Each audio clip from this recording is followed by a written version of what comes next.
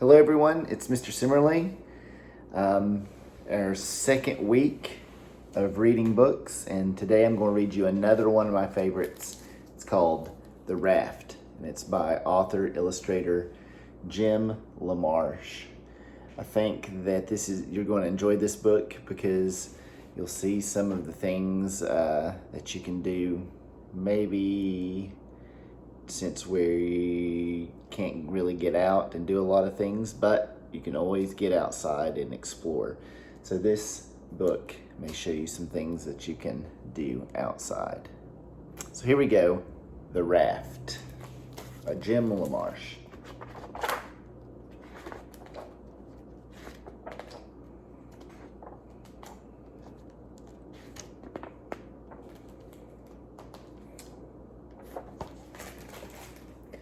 There's nobody to play with, I complained. She doesn't even have a TV. Dad grinned. Well, she's not your normal kind of grandma, I guess, he said. She calls herself a river rat. And he chuckled.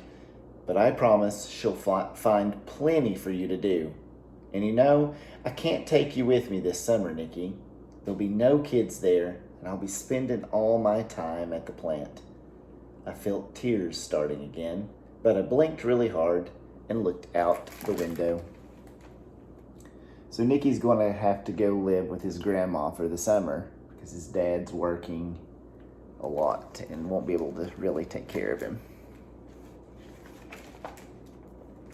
That afternoon, I stood in my grandma's yard and watched my dad drive away. Dust rose up behind our car as it disappeared into the pines. Well, we can't stand here all summer, said Grandma. Come on, Nikki. It's time for summer. There's Grandma. And there's Nikki looking sad because his dad was driven away. Honey or maple syrup on your cornbread, Grandma asked. I don't like cornbread, I mumbled, poking my finger in the syrup pitcher when she wasn't looking. If you're going to do that, you better wash up first, she said. She had eyes in the back of her head. The bathroom's through there. I pushed the doorway curtain aside and walked into what would have been a living room in anyone else's house. There were books scattered everywhere, on the tables, on the chairs, and even on the floor. 3 of the walls were cluttered with sketches and stuffed fish and charts of the river. Several fishing poles hung from the 4th with a tackle box, a snorkel, and a mask on the floor beneath him. It looked like a river rat's workroom, except that in the middle of everything was a half-finished carving of a bear. I've been carving that old fellow for years, Grandma called from the kitchen. The real one hangs out at the dump. Now, come get your supper before I feed it to him. So Grandma is somewhat of an artist. She likes to sketch and paint and carve things. Dad was right. Grandma found plenty for me to do. In the morning, I stacked firewood and then helped her clean out the rain gutters and change the spark plugs on her truck. The afternoon was almost over when she handed me a cane pole, a bobber, and some red worms. Fish fry tonight, she said, showing me how to bait the hook. That river's full of fat bluegills. Drop your line near the lily pads and you'll find them. Down at the dock, I looked things over. The lily pads were too close to shore. There couldn't be any fish there. So I walked to the end of the dock and I threw my line out as far as I could, and then I sat down to wait, and wait, and wait. My bobber never moved. There's no fish in this river, I said out loud, disgusted, and we had hamburgers for supper.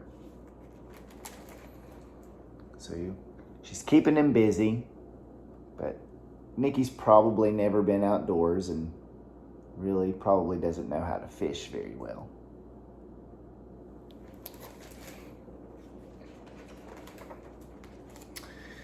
Give it another try, said Grandma the next evening. I bet you'll catch something. Don't count on it, I thought as I headed back to the dock. I threw my line in the water and then I stretched out on the dock to wait. I must have fallen asleep because I was awakened by loud chirping and chattering. I sat up and I looked around.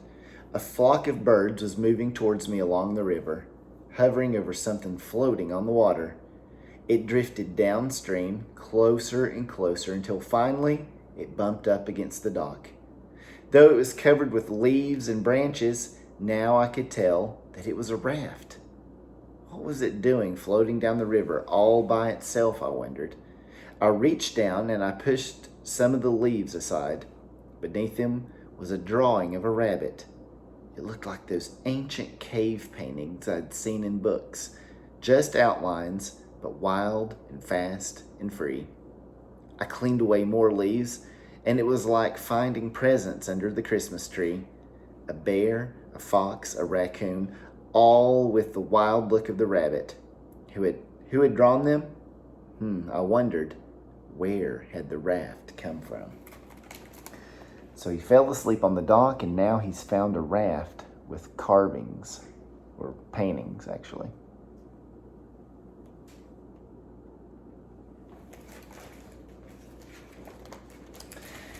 I ran up the cottage. Grandma was on the porch reading.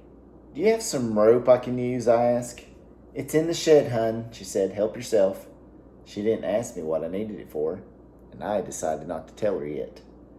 I pushed the raft into the reeds along the river's edge and then tied it to the dock so it wouldn't drift away. All the while, birds flew over my head, and every now and then swooping down to the raft as if it were a friend. A crane waded through the reeds to it.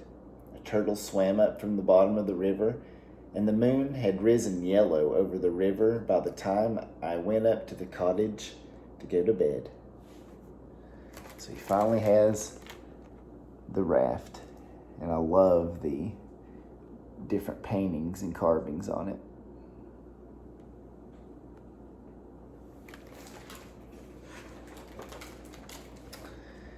I was already down at the dock the next morning when Grandma appeared with a life jacket and a long pole. She didn't seem surprised by the raft at all, or by the animal pictures all over it. "How did you know?" I started. "Let's go," Grandma interrupted, tossing me the life jacket and stepping onto the raft. She pushed the pole hard into the river bottom, and we moved smoothly into the current. "Your turn," she said after a few minutes. She showed me how to hold the pole and push, and I pulled us to the middle of the river. Even there, the water wasn't even over my head. We poled the raft up to the river, but then let it slowly drift back down, and the birds kept us company the whole time, soaring, swooping, singing, some even landing on the raft and rode with us for a while. Hitchhikers, Grandma called them. So now they're taking the raft down the river.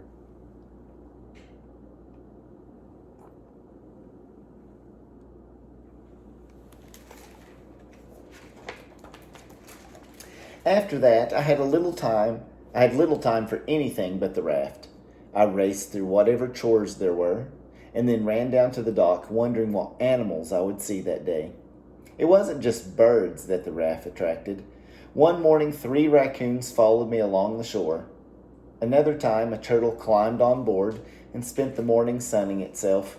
And one afternoon, I saw a family of foxes slip through the trees along the river. So he's seeing all different types of wildlife by taking the raft down the river.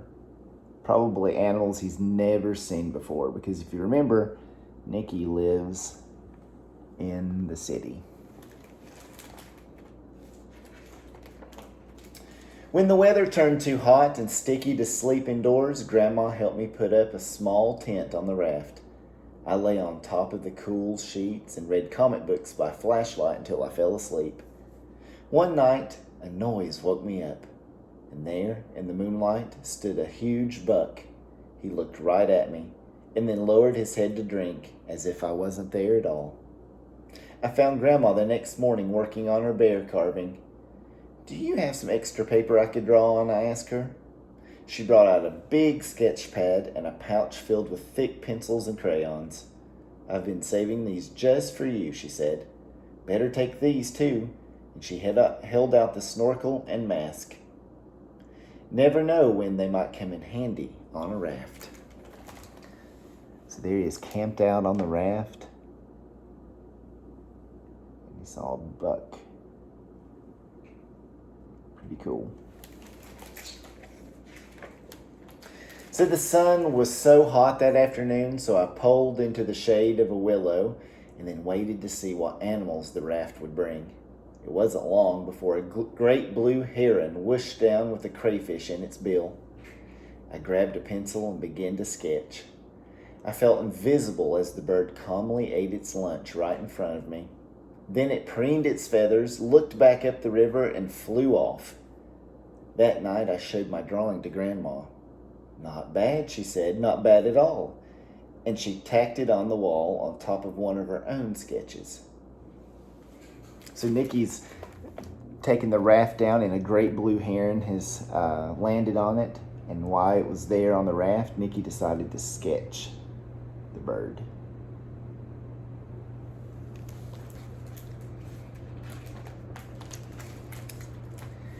One day I pulled up river farther than I'd ever been, and near a clump of tall cattails, I startled an otter family.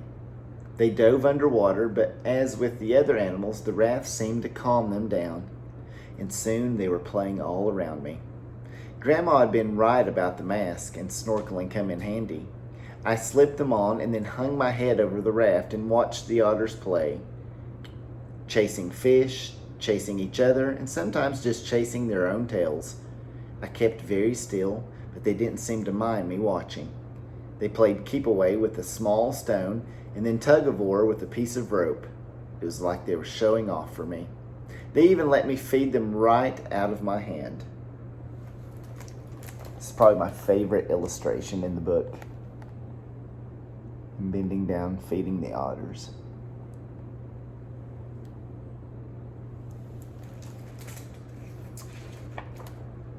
Some mornings, Grandma would make a bag full of sandwiches and a thermos of icy lemonade. And then we'd put on our bathing suits, grab some towels, a lawn chair, and an inner tube and pull upriver to her favorite swimming spot. "I've come swimming here since I was a girl," she told me as we tied the raft to the old dock. The Marshalls used to live here, all 10 of them. The Marshalls were a herd of wild animals. While Grandma watched from the inner tube, I practiced my flying cannonballs, and then we'd eat our lunch, and she'd tell me stories about growing up on the river. My favorite was of the time she found a small black pearl inside of a river clam. "I still have it," she said.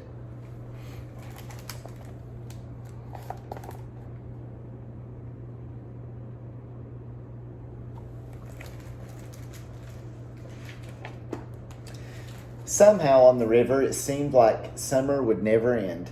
But of course, it did. On my last day, I got up extra early and crept down to the dock. The air was cool, and a low, pearly fog hung over the river. I untied the raft and quietly drifted downstream. Ahead of me, through the fog, I saw 2 deer moving across the river, a doe and her fawn. And when they reached the shore, the doe leapt easily upon the steep bank and then turned to wait for her baby. But the fawn was in trouble. It kept slipping down the muddy bank, and the doe returned to the water to help. But the more the fawn struggled, the deeper it got stuck in the mud. So he's watching the baby fawn stuck in the mud. Let's see what he does to help. I pushed off the river bottom and drove the raft hard into the muddy bank, startling the doe. And then I dropped into the water. I was ankle deep in mud. "You're okay," I whispered to the fawn, praying that the raft would calm it. "I won't hurt you." So gradually the fawn stopped struggling, as if it understood that I was there to help. I put my arms around it and pulled. It barely moved. I pulled again and then again, and slowly the fawn eased out of the mud, and finally it was free.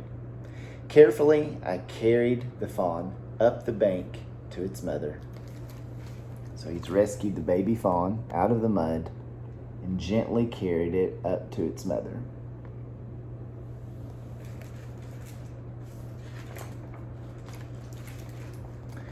Then quietly I returned to the raft, and from there I watched the doe nuzzle and clean her baby, and I knew what I had to do. I pulled the stub of a crayon from my pocket and drew the fawn in all its wildness onto the old gray boards of the raft, and when I'd finished, I knew that it was just right. So after he saved the baby fawn, he drew a picture of it on the raft.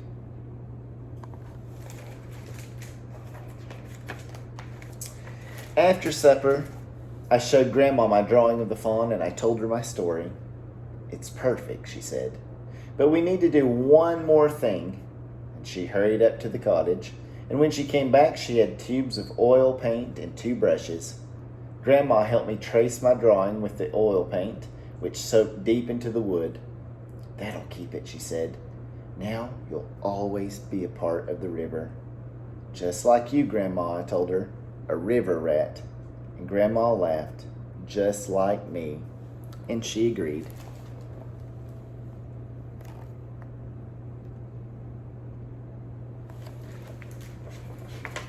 So there we go, The Raft by Jim LaMarche.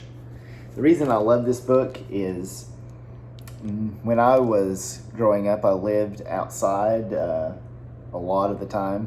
I mean, I watched TV and played video games and stuff, but I spent a lot of time outside in the creek and in the forest and on the trails and doing things like that. So it's some of my greatest memories was just spending time outdoors. And I know that's hard, especially with our virus situation that we've had. We spent so much time indoors, probably watching TV, and that's okay, and playing video games. But if you ever get the chance, go out in your backyard, play, imagine, see what you can find, see what animals you can find, see what insects you can find. It's just so much better to be outside spending that time. And being in the sunlight helps you to stay healthy. And so that's why I like to read books about the outdoors. So I hope you've enjoyed The Raft by Jim LaMarche.